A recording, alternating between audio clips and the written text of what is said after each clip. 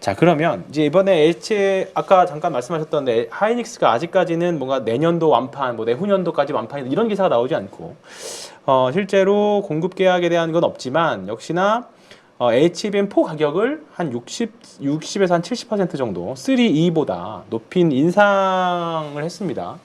이 배경은 뭘까요? 일단 하이닉스 쪽에서는 네. 독점 사업자잖아요. 그러니까 그렇죠. 실제로 뭐 마이크론이 이원화했다고 하지만 네. 마이크론도 HBM3 8단이 메인이고 12단으로 전원 들어온 지는 얼마 안 됐어요. 네. 그만큼 이게 기술 격차가 있거든요. 그렇죠. 그러니까 하이닉스도 이거 뻔히 보고 있잖아요. 네. 근데 이제 그러면 우리가 독점 사업자인데 뭐 어떤 마진을 크게 훼손할 이유는 없기 때문에 그렇죠. 엔비디아가 처음에는 60% 정도를 제시를 한 것 같습니다. 그래서 요 이야기가 이제 나온 것 같고요. 그런데 이제 엔비디아 차원에서는 이게 너무 비싸다. 그래서 일단 마이크론도 잘 만든다고 하고 연말에, 그리고 삼성도 이제 콜 테스트가 될 것 같으니까 니네들이 마진을 좀 깎아줘. 그래서 원래는 한 40% 정도를 제시를 이야기를 했었던 것 같아요. 네. 그래서 40%하고 60%는 서로 갭이 적잖아요. 그래서 어느 정도 네. 한 40~50%의 수준에서 협상해도 나쁘지 않다라고 생각했는데, 엔비디아의 약간 그 인도계 구매 담당자가 갑자기 굉장히 깐깐하신 분이 와가지고 네네. 자기가 이제 새로 왔으니까 네. 20%로 낮춰 이렇게 이야기를 한 거죠. 그래서 하이닉스 입장에서 이게 무슨 일이야? 뭐 네, 그렇죠. 이렇게 이야기하는 거고, 엔비디아 쪽에서는 계속해서 이제 블러핑을 하는 거죠. 마이크론 요즘 잘 나온대. 잘 나온다. 네, 그리고 싸게 잘 나온다. 네, 삼성도 이제 잘 만들 것 같아. 그래서 계속 니네들이 이렇게 고집하면 물량을 뭐 이렇게 우리가 뭐 실어줄 수 없다. 네, 실어줄 수 없다 이런 식으로 이야기를 한 상황이고, 네. 그게 원래 6월에 계약서 사인해야 되는 게 네. 7월, 8월까지 미뤄지고 있는 상황이죠. 네. 결국은 아직 나오지 않은 공시를 좀 봐야 하이닉스의 주가에도 조금 더 포텐셜이 더 생길 수 있는 그런 여지는 좀 있을 것 같습니다. 맞습니다. 그러면 결국은 아까 잠깐 말씀하셨던 이제 거의 독점 사업자라고 말씀하셨는데, 이게 단순하게 독점이라고 해서 무조건 가격을 올려받을 수는 없을 것 같거든요. 근데 그 정도의 하이닉스가 지금 마이크론, 뭐 삼성이랑은 좀 아직 갭은 있는 것 같고, 나머지 두 사에 비해서 갭 차이가 아직도 많이 나나요? HBM 쪽에서는? HBM 쪽에서는 일단 한 세대 이상은 기술 격차가 1세대 혹은 1.5세대 정도는 1.5세대까지. 기술 격차가 있다라고 봐야 될 것 같고요. 네. 사실 이게 뭐 그 엔비디아가 이런 네. 식으로 이제 기싸움한 게 네. 하이닉스가 처음은 아니죠. 원래 작년 기억나시는지 모르겠지만 TSMC가 네. 엔비디아를 완전히 사실상 협상에서 밟아버렸거든요. 네. 그 컴퓨텍스 행사 와서 네네네. 그 젠슨왕이 대만 와서 막 기분 좋게 뭐 네. 여성 원피스에다 사인해주고 뭐 이러다가 네네네. TSMC하고 그 협상을 했잖아요. 네. 그러면서 막 서로 싸우고 뭐 네. 고성이 난무했다 이런 뉴스가 나왔는데, 네. 젠슨 왕이 비행기 타고 가기 전에 TSMC에서 보도자료 나왔죠. 네. 젠슨 왕이 흔쾌히 파운드리 가격 15% 인상에 동의했다라고 네. 나왔죠. 그러니까 이게 독점이다 보니 그 TSMC의 코어스라고 하는 공정 있죠. 네, 네, 네. 칩온 웨이폰 네, 네, 서브스트레이트. 여기가 항상 병목이거든요. 네네네. 그러니까 여기가 병목이다 보니까 여기를 원래 대체해 보려고 삼성 쪽에도 타진해보고 했는데 안 되는 거예요. 안 되죠. 인텔도 안 네. 되고. 그러니까 결국 이제 가격을 올려줄 수밖에 없었고, TSMC의 그 매출 총 이익률이 계속 올라가는 네, 요인이 그렇죠. 된 건데, 하이닉스도 이거 똑같이 봤단 말이에요. 네. 그러니까 이게 뭐 서로 좋게 가자고 했다가는 이게 마진이 너무 이게 훼손이 크니까. 그렇죠. 이거 보니까 경쟁사들이 못 할 것 같은데 계속 엔비디아는 될 것 같다 그러니까 지금 이제 하이닉스 입장에서도 굉장히 이제 고민이 많은 거죠. 네. 일단은 엔비디아하고 오랫동안 이제 협력 관계 때문에 너무 네. 또 매정하게 할 수는 없지만, 그렇죠. 그럼 엔비디아 물량 빠진다고 해도 보면 이제 그 빅테크들 자체 설계 칩 있잖아요. 그렇죠. ASIC 쪽에 줄이 서 있어요. 그러니까 네. 최근에 이제 브로드컴도 HBM을 뭐 여러 군데 해보다가 안 되니까 하이닉스 쪽으로 찾아와서 엔비디아보다 더 잘해주겠다 이렇게 얘기를 하고 있는 상황이고, 네. 그런 회사들이 한둘이 아니다 네. 말이죠. 대신에 이제 관리 포인트가 늘어나죠. 왜냐하면 엔비디아는 물량이 많기 그렇죠. 때문에 집중할 일단 수 있는. 상대적으로 좀 마진을 깎아줘도 이제 그 ASIC 업체 여러 군데 받는 것보다 나을 네. 수도 있기 때문에 거기서 이제 고민의 지점이 있는 거죠. 그렇군요. HBM4를 이제 지금은 이제 새로운 3E가 핵심이라고 하셨고, 올해는 네. 12단이 네. 메인이고요. 네. 내년부터는 HBM4가 메인. 그럼 이번에 만약에 뭐 이번 여름에 공급 계약 뉴스가 나온다면 4일 확률이 매우 높겠네요. 네. 지금 네. 4하고 네. 3 12단도 계약하는데 네. 통상 이제 3가 내년 되면 가격이 떨어져요. 네. 네, 당연히 낮춰줄 거 아닙니까? 네, 올해 그렇죠. 대비해서는. 네. 이제 대신에 HBM4에서 이제 프리미엄을 그렇죠. 네, 네. 가져가는 거죠. 그러면 이제 4하고 AI 가속기하고 이제 결합이 핵심인 것 같은데, 그러면 HBM4랑 엔비디아의 이제 기존의 플랫폼들하고 그러면 엔비디아 입장에서는 4를 가져다 쓰더라도 3랑 썼던 플랫폼이랑은 또 다르게 만들어야 될 것 아니에요? 네네, 맞습니다. 그러면 이제 이 부분이 엔비디아는 자신이 있으니까 4를 가져다 당연히 쓰는 거겠지만 어느 정도까지 진척이 됐을까요?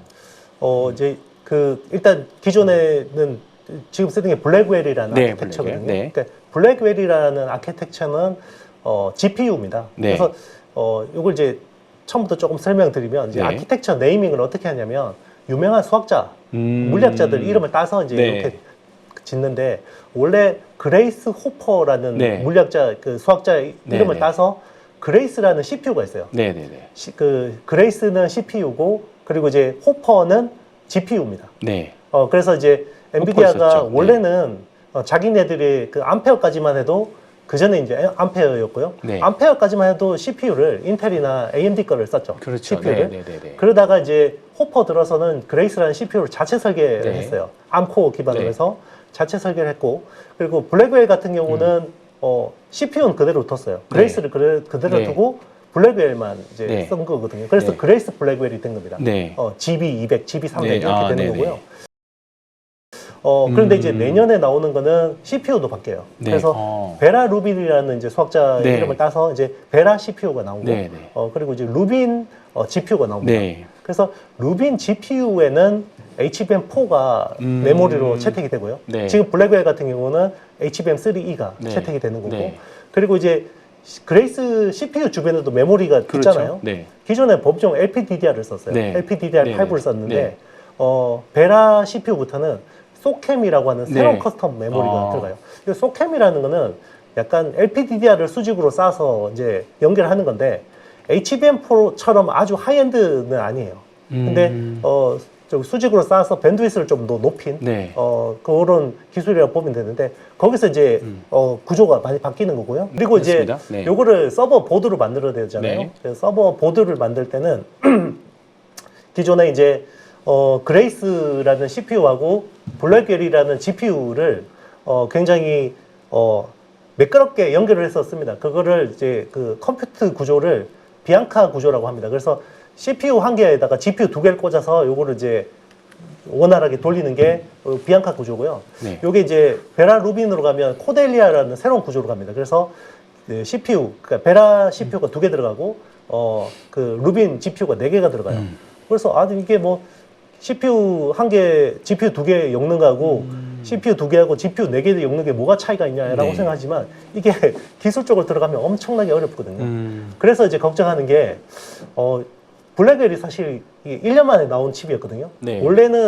원래 아키텍처를 2년마다 바꿨어요. 네. 그 엔비디아가. 그런데 그 전에 그 호퍼에서 블랙웰로는 1년 만에 바꿨고 그리고 루빈도 1년 만에 바꾸는 거예요. 그러니까 블랙웰 시리즈에서 이게 사실 계속해서 이슈가 있었어요. 결함 이슈가. 네네네. 그래서 뭐 발열 이슈도 있었고 네네네, 그쵸. 뭐 인터커넥트 쪽에서 문제가 있었고 네. 요걸 이제 베라 루빈에서도 똑같이 걱정하는 거죠. 역시나 너무 빨리 바꾸다 보니까 네. 역시 뭐 이 1년 묵힌 거랑 2년 묵힌 거랑 차이가 완전히 다르죠. 다른 그리고 그런 내용 같아요. 특히나 베라 루빈 같은 경우는 기존의 그레이스 블랙웰 대비해서 많이 바뀐다라는 더 걱정인 거죠. 완전히 좀 차세대의 느낌이 있을 수 있겠네요. 그래서 네. 하도 이제 소캠 관련주를 우리가 많이 찾는데 이것도 뭐 대본에 없는 질문입니다만 그러면 네. 소캠 관련 주식들이 본격적인 매출이 사실 소캠 이야기 나왔을 때 확실히 시장에서는 잠깐 반짝하고 내려오고 그런 부분이었거든요. 그러면 내년부터 이제 루빈으로 들어가는 소캠들을 관련 주식들은 좀 찾아봐도 좀 투자를 해봐도 되는 영역일까요? 이제 본격 매출이 좀 나올까요? 일단 이제 네. 너무 미미합니다. 왜냐하면 이제 HBM 시장 규모에 비해서 이제 소캠은 이제 시작되는 거고 네네네네. 소캠이 일단은 그 베라 CPU 주변에 이제 4개 모듈이 들어가고 그리고 이제 최근에 엔비디아가 그 DGX 스파크라는 개인용 AI 슈퍼컴퓨터를 내놨잖아요. 네. 한 500만 원대로. 네. 거기에 이제 그 GB10이라는 여기 칩이 들어가는데 요거는 그 그레이스 블랙웰을 약간 다운그레이드한 칩이거든요. 개인용이니까 서버 칩을 다운그레이드한 건데 거기에 이제 그 HBM 대신에 소켓 모듈이 들어가요. 그래서 어쨌든 이제 앞으로 이쪽을 많이 쓰이기는 할 거죠. 이제 이쪽 시장이 커지니까 베라 시장도 커질 거니까.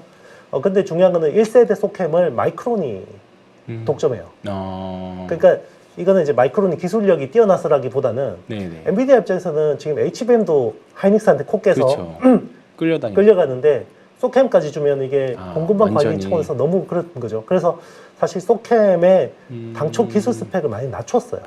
낮춰서 실제로 와이어 본딩을 가지고 이제 네네. 패키징을 하는데 이제 그런 것들을 이제 마이크론한테 밀어줬고, 근데 이제 이게 또 저기 엔지니어 입장에서 아니 성능이 중요하지. 그렇죠. 그렇죠. 그럼 구매 담당자하고 또 막 이게 그렇겠네요. 컨플릭트 생기는 거죠. 네네네네. 그러니까 2세대부터는 좀 더 성능을 개선해서 해서 이제 지금 하이닉스랑 삼성전자는 2세대부터 본격적으로 뭔가 이제 진입을 하려고 하는 거죠. 또 1세대는 또 어느새 또 마이크론이 또 간 상태였네요. 네, 맞습니다. 그래서 일단은 여기에 기판 쪽은 아무래도 수혜를 볼 수 있기 때문에 뭐 TLB라든지 네.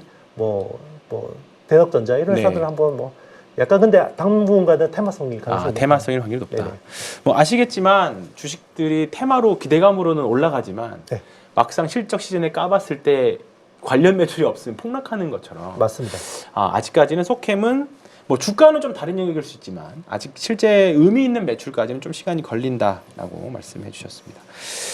삼성하고 마이크론하고 이제 엔비디아의 HBM4 이제 샘플을 이제 공급한 가운데 이제 하이닉스는 계속 독점을 하고 있습니다. 뒤따라가는 입장이고 이제 2등, 3등이 얼마큼 빨리 따라갈지 모르겠습니다만 하이닉스는 또 하이닉스대로 계속 또 달려나가겠죠. 4도 만들고 5도 만들고 이런 지위 또는 하이닉스가 가지고 있는 기술 포텐셜 이거는 언제까지 계속 가능할까요? 뭐 계속 유지가 가능할까요? 이건 이제 전적으로 네. 제 사견인데요. 사견입니다. 네네. 네, 사견. 일단은 뭐 디램에서 보면 네. 선단 공정에서는 거의 이제 하이닉스가 마이크론보다 한 반발짝 정도 앞서 있는 것 같아요. 네. 그래서 디램 자체에서는 네. 한 반발짝 정도 네. 마이크론보다 앞서 있다. 네. 삼성보다는 한 발짝 정도 앞서 네. 있다라고 볼 수 있고요.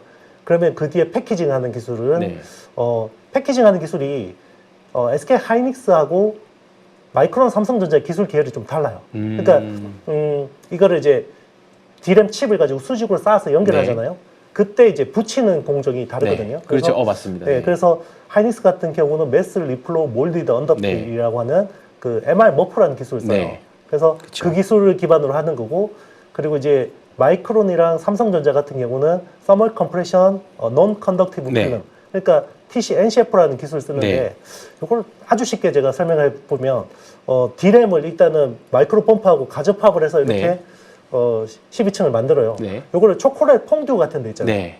폭 담그면 그 겉에 코팅이 되고 그 네. 사이로 막 들어가잖아요. 스며 들어가죠. 네, 그게 에폭시가 그런 식으로 네. 딱 돼서 이제 이게 MR 모퍼예요. 네. 그래서 그게 하이닉스가 하는. 맞습니다. 네. 하이닉스가 이 네. 방식이고 TC NCF 같은 경우는 D램을 한 장 깔고 그 위에 비전도성 그 필름을 네, 논 컨덕티브 필름, 필름을 네. 깔아서 다리미질해서 올리는 네, 거예요. 그렇죠. 한 장 깔고 네. 다리미질하고 한 장 깔고 다리미질하고 네. 요걸 붙이는 건데 어쨌든 이제 보면 12단 똑같은데 네. 여기서 뭐가 제일 성능 차이가 나냐면 열.